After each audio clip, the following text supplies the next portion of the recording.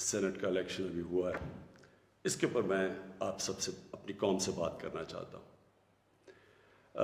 یہ سینٹ کا الیکشن اس لیے ضروری اس کے متعلق اپنی قوم کو بات کرنا اور سمجھانا، کیونکہ اس کے اندر جو ہمارے ملک کے مسئلے مسائل ہیں، وہ جس طرح کا یہ الیکشن ہوا ہے، وہ اگر آپ سمجھ جائیں تو وہ سارے ملک کے مسئلے مسائل ادھر سے آپ کو سمجھ آتی ہے جس طرح کا یہ الیکشن ہوا ہے۔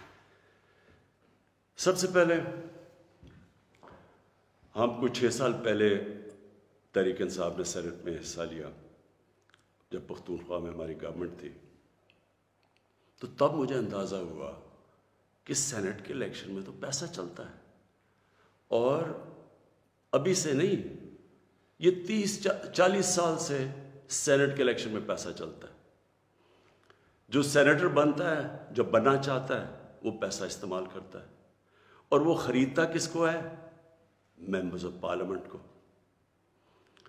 تو مجھے بڑی حیرت ہوئی جب مجھے پتا چلا، اور تب سے میں نے کیمپین شروع کی کہ یہ کیا مذاق ہو رہا ہے ہماری جمہوریت کے ساتھ، کہ کیسی جمہوریت ہے جس کے اندر ملک کی لیڈرشپ، یہ یاد رکھیں سینٹ کے اندر ملک کی لیڈرشپ آتی ہے، اور جو ممبرز آف پارلیمنٹ ہیں ان میں سے ملک کی لیڈرشپ آتی ہے، ان میں سے وزیر بنتے ہیں، ان میں سے وزیر اعظم بنتے ہیں، ان میں سے وزیر اعلیٰ بنتے ہیں۔ تو مجھے تب سے حیرت ہوئی کہ جب آپ پیسہ خرچ کر رہے ہیں، ایک سینیٹر رشوت دے کے سینیٹر بن رہا ہے، اور دوسری طرف وہ ممبرز آف پارلیمنٹ جو اپنا ضمیر بیچ رہے ہیں، پیسے لے کے ووٹ کر رہے ہیں، یہ کون سی جمہوریت ہے؟ تو تب سے میں نے کیمپین شروع کی، اور میں نے تب سے کہا کہ اس کی اوپن بیلٹ ہونی چاہیے۔ ہمارا جب دوسرا سینٹ کا الیکشن ہوا 2018 میں، ہمیں پتہ چلا ہمارے تقریباً 20 ممبر آف پارلیمنٹ بک گئے تھے، انہوں نے پیسے لے کے اپنی ووٹ بیچی، ہم نے 20 ممبرز کو نکالا۔ لیکن پھر میں نے دیکھا کہ یہ صرف میں نہیں کہہ رہا، یہ دونوں مین پارٹیز، انہوں نے چارٹر آف ڈیموکریسی میں، پیپلز پارٹی اور نون لیگ نے چارٹر آف ڈیموکریسی میں سائن کیا کہ اوپن بیلٹ ہونا چاہیے، کیونکہ سینٹ کے الیکشن میں پیسہ چلتا ہے۔ اور پھر بعد میں ان کی سٹیٹمنٹس آئیں، ان کے پی ایم ایل این کے پارٹی لیڈر نے بھی سٹیٹمنٹ دی، اس کی بھی آئی، ان کے سینئر، ان کے جو آفس بیئرز ہیں ان کی سٹیٹمنٹس آئیں۔ تو جب یہ سینٹ الیکشن کے اوپر یہ آ رہا تھا، ہم نے پارلیمنٹ میں اپنا بل بھی پیش کیا کہ اوپن بیلٹ ہونا چاہیے۔ ہم نے پھر جب دیکھا کہ نہیں ہو رہا، تو باقی پارٹیز جو کہ کہہ بیٹھی تھی کہ اوپن بیلٹ ہونا چاہیے، جب انہوں نے ہماری حمایت نہیں کی تو ہم سپریم کورٹ میں گئے۔ سپریم کورٹ میں پورا کیس ہوا، اس کیس کے اندر ججز صاحبان نے بار بار پوچھا کہ پیسہ چلتا ہے، اور اس کے دوران ایک ویڈیو نکلائی جو 2018 میں سینٹ الیکشن میں ایم پیز پیسے لے رہے تھے، وہ ویڈیو بھی نکلائی، یعنی کسی کو کوئی شک نہیں تھا۔ پھر جب یہ عدالت کے اندر، سپریم کورٹ کے اندر جب اس کی بات چیت چل رہی تھی، تو الیکشن کمیشن نے اوپن بیلٹ کے خلاف گئی، اور سپریم کورٹ بار بار کہتا رہا کہ آپ کی ذمہ داری ہے صاف اور شفاف الیکشن کروانے کی۔ اور وہ ساری پارٹیز، پی ٹی ایم کی پارٹی سب اکٹھی ہو گئی، سب نے اکٹھے ہو کے کہا کہ نہیں جی سیکرٹ بیلٹ ہونی چاہیے، جبکہ ماضی میں یہ خود کہتے رہے کہ اوپن بیلٹ ہونی چاہیے۔ اب میں آپ سب سے یہ سوال پوچھتا ہوں کہ آپ کا کیا خیال ہے کہ کیا وجہ تھی کہ یہی پارٹیز پہلے چاہتی تھیں کہ سیکرٹ اوپن بیلٹ ہونی چاہیے، اب کیوں یہ ساروں نے زور لگایا کہ سیکرٹ بیلٹ ہونی چاہیے؟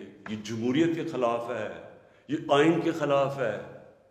تو پہلے یہ آئین کے خلاف نہیں تھی جب انہوں نے چارٹر آف ڈیموکریسی میں سائن کیا تھا، انہوں نے سینٹ کے اندر یہ بل ایک نکالا ہوا تھا، یہ ایک فورم کے اندر انہوں نے تب بھی کہا ہوا تھا کہ اوپن بیلٹ ہونی چاہیے۔ تو میں آج اپنی قوم کے سامنے یہ رکھتا ہوں کہ یہ کیا ہوا، یہ آپ نے سمجھنا ہے۔ ہوا یہ کہ یہ جب سے ہماری حکومت آئی ہے، سب سے ان کو جتنے بھی یہ پرانی پولیٹیکل پارٹیز کے اندر کرپٹ لوگ تھے اور ان کے لیڈرز، ان سب کو خوف ہو گیا کہ کیونکہ یہ عمران خان نے اپنی پوری کرپشن کے اوپر کیمپین کی ہوئی ہے، اب یہ کہیں ہمارے کرپشن کے کیسز کے اوپر آگے نہ بڑھے۔ اور یہ میں آپ کو یاد کرا دوں کہ کرپشن کے کیسز ان کے پرانے ہیں، یہ کرپشن ہم نے نہیں کیسز بنائے، یہ ان کے دور کے کیسز بنے ہوئے ہیں۔ ہمارے دور میں تو صرف کوئی 5% بھی کیسز نہیں ہوں گے، سارے پرانے تھے۔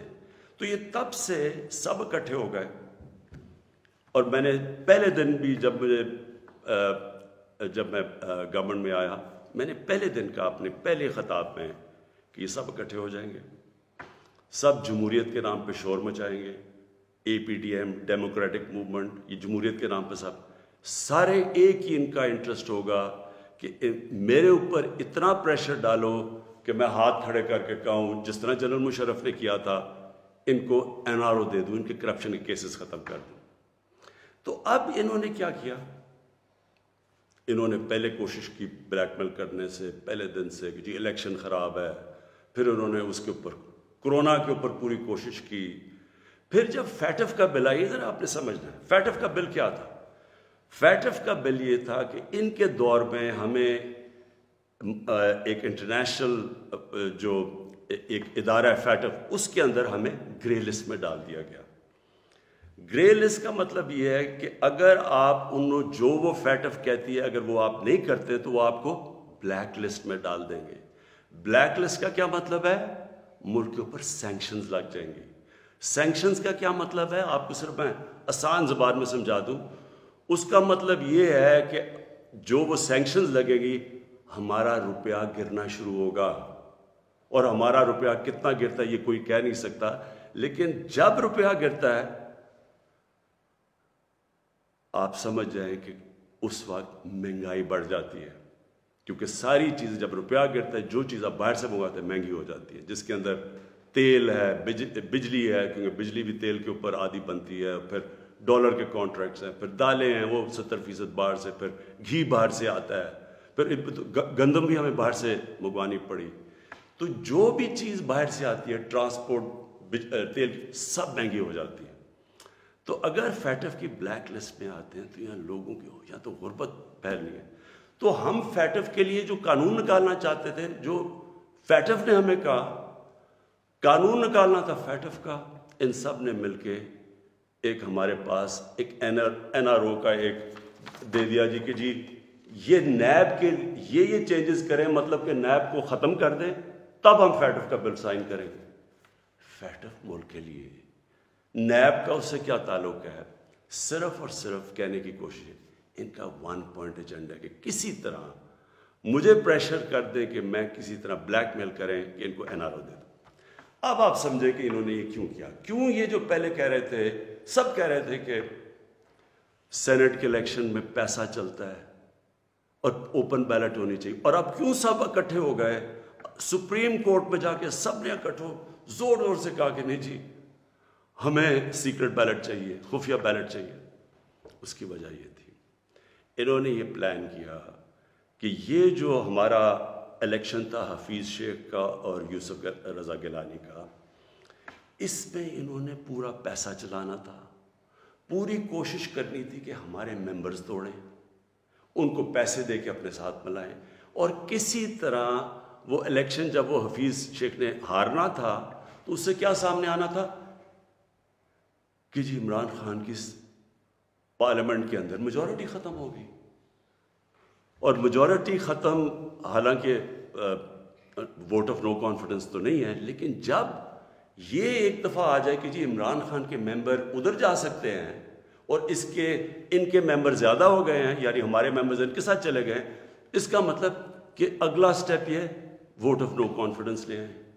تو اصل مقصد یہ تھا کہ ووٹ آف کانفیڈنس کی تلوار میرے اوپر لٹکائیں، مجھے بلیک میل کریں کہ میں کسی طرح ان کو NRO دے دوں۔ اب میں بتاتا ہوں کہ آگے میں نے کیا قدم لیے، لیکن میں صرف تھوڑا سا اپنی قوم کو، کیونکہ میں یہ ضروری ہے، آپ میں سے کئی نوجوان، ہماری نوجوان آبادی، ان کو پتہ نہیں ہے کہ میری یہ اب 25 سال ہو گئے ہیں یہ سٹرگل ہے کیا، یہ کیوں تھی؟ دیکھیں، عمران خان وہ واحد پولیٹیشین ہے جس کے پاس سب کچھ تھا پولیٹکس میں آنے سے پہلے۔ میں وہ آدمی ہوں جس کو شاید ملک میں سب سے زیادہ شہرت تھی، جتنا پیسے تھے میری زندگی کے لیے بہت تھے، مجھے کسی چیز کی ضرورت نہیں تھی جب میں پولیٹکس میں آیا۔ میں آیا کیوں پولیٹکس میں؟ ہم وہ ہیں جنریشن جو پہلی، میرے والد، میری والدہ ایک غلام ہندوستان میں پیدا ہوئے تھے۔ میں پہلا پاکستانی جنریشن تھا جو آزاد ملک میں پیدا ہوا تھا، اور ہمیں اپنے ملک پہ بڑا فخر تھا۔ جیسے ہمارا ملک اٹھتا جا رہا تھا، آج سے 50 سال پہلے، 55 سال پہلے پاکستان کی مثال دی جاتی تھی دنیا میں، ہمیں فخر ہوتا تھا۔ پاکستان کا دنیا کے اندر ایک رتبہ تھا۔ ہمارا جب یہاں سے پریزیڈنٹ باہر گیا تو اس کو ایئرپورٹ پہ امریکن پریزیڈنٹ ملنے آیا۔ یہ اور بھی چھوڑے، یعنی ہماری ہر طرح ایک ملک میں ایک ہوپ تھا، اوپر جا رہے تھے ہم۔ تو آہستہ آہستہ میں نے اپنا ملک نیچے آتے دیکھا، اور جو 1985 کے بعد اس ملک میں تباہی مچی، جب سے کرپشن یہ آسمانوں پہ گئی، نان پارٹی بیس الیکشن ہوا تھا، آپ کو موقع ملے تو وہ ضرور پڑھے، کیونکہ وہ ایک ایسا جسے ٹرننگ پوائنٹ کہتے ہیں، جس کے بعد ہماری تقدیر بدلی، جس کے بعد کرپشن بڑھنی شروع ہوئی پاکستان میں، جس وقت پولیٹکس کے اندر پیسہ چلنا شروع ہوا۔ یہ یاد رکھیں 1985 تھا وہ۔ تو ہم دیکھ رہے تھے کہ آہستہ آہستہ پیسہ اقتدار میں کیوں آ رہے ہیں جی؟ بزنسز چلانے کے لیے۔ پرائم منسٹر بن رہا ہے تو فیکٹریاں بننی شروع ہو گئی، پرائم منسٹر بننا ہے تو بزنس مین بننا، 7 وزیروں نے پیسہ بنانا شروع کر دیا۔ 85 کے بعد ہمارا ملک جانا شروع ہوا نیچے۔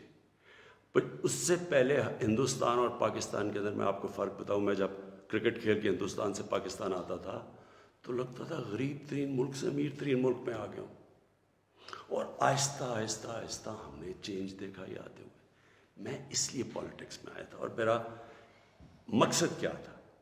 دیکھیں، میں نے تو بہت اپنا وقت باہر کی دنیا میں گزارا ہے۔ میں نے مغربی ممالک دیکھے ہیں، میں نے انگلینڈ کے اندر ان کے سارے سسٹمز دیکھے ہیں۔